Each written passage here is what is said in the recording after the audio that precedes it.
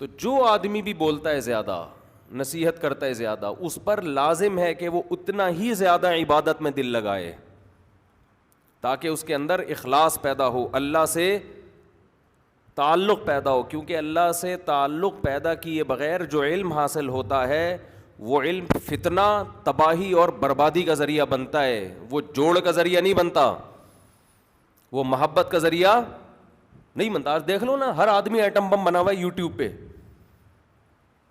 ہر آدمی، کوئی نیا مسئلہ آئے گا، آپ بڑے علماء کو دیکھو جو اللہ سے ڈرتے ہیں. ہم تو رابطہ کرتے ہیں، وہ خاموشی اختیار کرتے ہیں. ہم نے تو یہاں تک دیکھا ہے اپنے اداروں میں کہ ایک مفتی صاحب کے پاس کوئی مسئلہ آیا، انہوں نے کہا سینئر سے پوچھو. حالانکہ ان کی اپنی رائے تھی مگر رائے دینے سے ڈر گئے کہ میں اپنے کندھے پہ رکھ کے بندوق کیوں چلاؤں بھائی، فلاں سے پوچھو. اس کے پاس گئے، انہوں نے کہا فلاں سے پوچھو. ہمیں تو دن رات یہ واسطہ پڑتا ہے نا، ہم تو رہتے ہیں، اللہ کا شکر ہے کچھ علماء میں اٹھنا بیٹھنا رہتا ہے.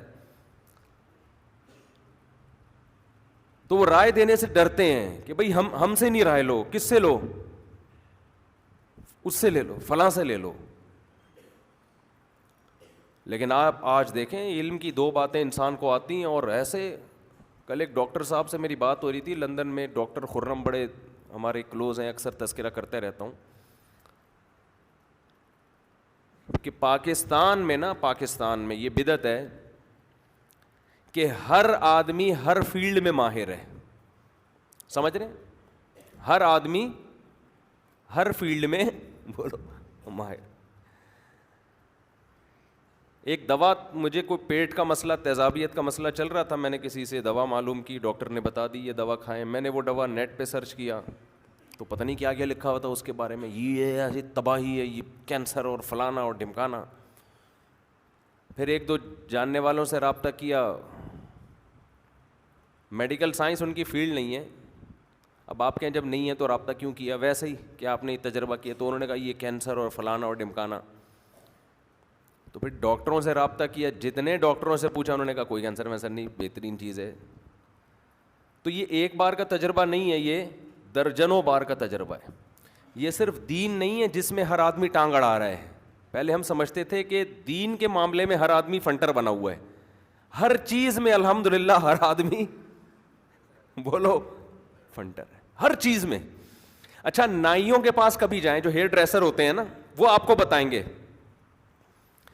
کیونکہ جو ہیئر ڈریسر ہے نا، اس کے پاس جب لوگ بال کٹوانے کے لیے آتے ہیں تو بیٹھتے ہیں تمیز سے. اس کو بہت سارے لوگوں سے دن بھر میں بات چیت کا موقع ملتا ہے، نائی کو بہت سارے لوگوں سے، اور وہ تمیز سے بیٹھے ہوتے ہیں. ظاہر ہے جب تک یہ بال کاٹے گا نہیں تو یہ باتیں تو چلتی رہتی ہیں، اور سناؤ کیا ہو رہا ہے، کٹنگ بھی ہو رہی ہے. اور پھر آج کل لوگوں کی کٹنگ میں ٹائم بہت لگتا ہے. ہمارے بال ایسے کٹتے ہیں، یوں پیچھے لے گئے، ٹک ٹک ٹک برابر کر دیا، ختم. اب تو میں نے ہیئر ڈریسر کے پاس جانا ہی چھوڑ دیا ہے. اب میں ایسا کرتا ہوں، نہا کے یوں نکلے تو یہاں سے یوں کروا دیا، گھر والوں سے کہہ دیا بھائی یہ یوں برابر کر دو. پھر پیچھے لے گئے بال تو یہاں سے یوں ہی برابر. یہ میرے بال گھر میں کٹے ہیں، یہ کوئی نائی کے پاس نہیں گیا ہوں میں. ہلکا پھلکا رہو یار. نائی گھنٹہ پہلے آپ کو 20 قسم کی تصویریں دکھائے گا، عجیب عجیب، کوئی خربوزے کی شکل کا، کوئی تربوز کی شکل کا، کوئی جنگلی چوہے کی شکل کا، ایسے بال گھنٹہ لگا دے گا. نہ خود ٹینشن لو. زینت اگر خود خوبصورت ہو نا تو لگو گے، ٹینٹ کرا کے بھی اچھے لگو گے. صحیح ہے نا؟ خوبصورت نہیں ہو تو یہ نکالتے رہو بیٹھ کے، کک بھی نہیں حاصل ہوگا، پیسے برباد ہوں گے. اس لیے شریعت نے کتنا اچھا حکم دیا، بال چاروں طرف سے برابر کاٹو. بس 3 آپشن ہیں آپ کے پاس، یا تو مکمل ٹنڈ، نائی کے پاس جاؤ، بولے بھائی دہشت گردی کا جڑ سے خاتمہ کر دے، بس وہ اس طرح چلا دے گا. جس طرح بھی چلائے بس اس طرح چلا دے، ٹھیک ہے، صفا چٹ کر دے گا. بہت زیادہ لک لے کر آنی ہے تو بولا الٹی طرف سے چلاؤ، اس طرح. جیسے بال اگر اس طرف ہیں تو یوں چلاؤ، اس سے چمک زیادہ پیدا ہوگی، ٹھیک ہے نا، شائننگ ہوگی. کتنے آرام سے ٹینڈ. شریعت نے کہا یا تو کیا کرو، ٹینڈ کراؤ. بال اگر رکھنے چاروں طرف سے برابر، اگر چھوٹے بال رکھنے، یہ پف نکال لینا. نبی صلی اللہ علیہ وسلم نے کہیں سے بال منڈوانا کہیں رکھنا اس کی اجازت نہیں دی ہے. تو اس میں یہ بھی داخل ہے کہ کہیں سے بال مکمل نہ منڈوائے، منڈوانے کے قریب کر دیے چھوٹے کر دیے, کہیں سے بڑے کر دیے, تو یہ بھی دلالت النص سے اسی میں داخل ہے. تو بال چاروں طرف سے کیا کرنے ہیں, برابر.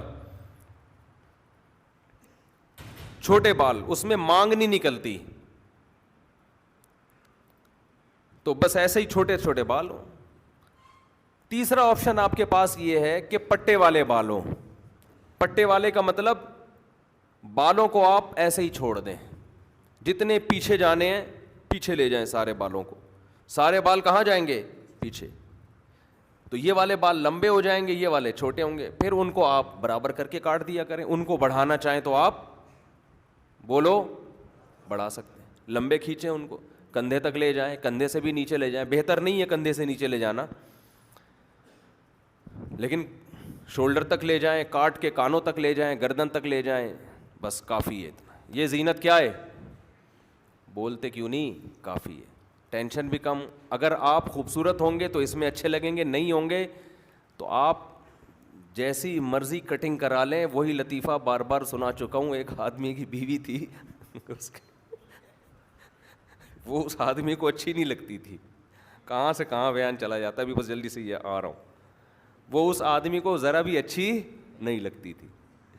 تو ایک دن وہ خاتون جو ہے بہت خوبصورت ساڑی پہن کے, بہت خوبصورت چوڑیاں, بڑا اچھا میک اپ, بڑا اچھا دوپٹہ وغیرہ, جو بھی خواتین زینت کرتی ہیں, اور کہنے لگی کہ, تو شوہر نے کہا کہ بھائی آج تو آپ نے بہت خوبصورت ساڑی پہنی ہوئی ہے. تو بڑے خوش ہو کے کہتی ہے تھینک یو جی. بڑی خوش ہوئی کہ چلو بھائی, کہہ رہے کاجل بھی بہت اچھا لگایا ہوا ہے. بہت شکریہ. بیگم نے کہا بیگم آج تو دوپٹہ بھی بڑا خوبصورت ہے تمہارا, بہت شکریہ. میک اپ بھی بڑا خاندانی کیا ہوا ہے, بہت شکریہ جی. کہہ رہا اچھی پھر بھی نہیں لگ رہی. یہ ساری چیزیں تم نے اچھی اچھی پہنی ہوئی ہیں مگر خود پھر بھی اچھی نہیں لگ رہی. تو اگر آپ اچھے نہیں ہیں تو خام خواہ میں شریعت کی مخالفت کر کے گناہ, نیکی برباد اور گناہ لازم. نہا دھو کے, بس مرد کے لیے اتنا ہی اچھا ہے, نہا دھو کے ڈیٹول سے نہا لے, بہت زیادہ ہے, تیزاب سے نہا لے, بدبو ختم ہو جائے گی. اس سے زیادہ مرد پہ سوٹ چیزیں نہیں کرتی ہیں, اور اس سے آپ کا سکون برباد ہوتا ہے. مرد اگر زیب و زینت میں زیادہ لگے گا نا تو خوب سمجھ لو, کیونکہ یہ مرد کی نیچر نہیں ہے, تو خوب اچھی طرح سمجھ لیں جو کام بھی نیچر کے خلاف ہوتا ہے اس میں سکون برباد ہوتا ہے. جو مرد عورت بننے کی کوشش کرتے ہیں, آپ غیر ملکوں میں, دوسرے ملکوں میں جا کے دیکھیں, وہاں یہ مرض بہت زیادہ ہے کہ مرد ہوگا لیکن خواتین والی ادائیں اختیار کرے گا. یہ ڈپریشن کی طرف جاتے ہیں, یہ برباد ہو جاتی ہے ان کی زندگی. تو جن چیزوں میں دل لگانا چاہیے ان میں دل لگاؤ بھائی. مرد ہو, آدمیوں والے کام کرو. کمر کھلی ہوئی ہوتی ہے بعض لڑکوں کی. اب تو شکر ہے یہ فیشن کم ہو گیا, پہلے بہت شروع ہو گیا تھا. کمر کس کو دکھا رہے ہو یار, تم آدمی ہو کے تم یہ حرکتیں کر. ویسے تو یہ عورتوں کے لیے بھی حرام ہے, ناجائز ہے, تو تم کیوں دکھا رہے ہو وہ لیڈیز والے کام. خیر, تو نائیوں کے پاس نا, ہیئر ڈریسر کے پاس بہت سارے لوگ آتے ہیں, تو اس سے کبھی آپ رابطہ کر کے دیکھیں, وہ آپ کو بتائے گا ہر آدمی پاکستان میں فنٹر گیری کی انتہا کو پہنچا ہوا ہے. سیاست پہ تبصرہ کروا لو ہیئر کٹنگ کے دوران, وہ عمران خان کے بارے میں ایسی ایسی رپورٹیں پیش کرے گا جو عمران خان کی بیوی کو بھی معلوم نہیں ہو. نواز شریف کے بارے میں وہ کچھ راز بتائے گا آپ کو جو سپریم کورٹ کو بھی معلوم نہیں ہے. پاناما لیک میں بھی ابھی تک وہ لیک نہیں ہوئی ہیں. شریعت کے بارے میں, میڈیکل سائنس کا, بھائی یہ ڈاکٹروں نے یوں کر دیا, بھائی ڈاکٹروں نے برباد کر دیا, بھائی یہ سارے یوں کر رہے ہیں, بھائی یہ کرتے کرتے آپ دیکھو. ارے بھائی نبی صلی اللہ علیہ وسلم کا ارشاد ہے, من صمت نجا, جو خاموش رہ گیا نجات پا گیا. صحیح حدیث ہے یہ. ان السمع والبصر یہ میں نے آیت پڑھی کون سی تھی, میں موضوع سے ہٹ نہ جاؤں. یہ ہاں, یہ اس سے تو شروع ہوا تھا لیکن یہاں آیا کیسے, میں موضوع سے ہٹ جاتا ہوں پھر یہ بڑا غلط ہو جاتا ہے.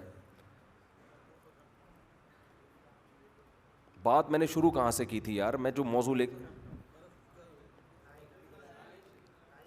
ہاں اصل بات ہے تنہائی میں عبادت, یہ ٹاپک تھا, تنہائی میں عبادت, اس پہ آنا ہے ہم نے. تو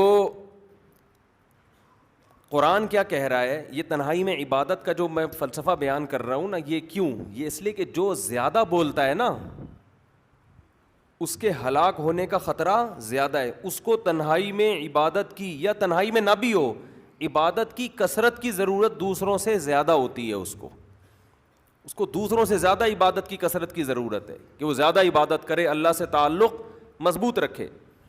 بولنے سے انسان کی روحانیت ختم ہوتی ہے، سمجھ رہے ہیں؟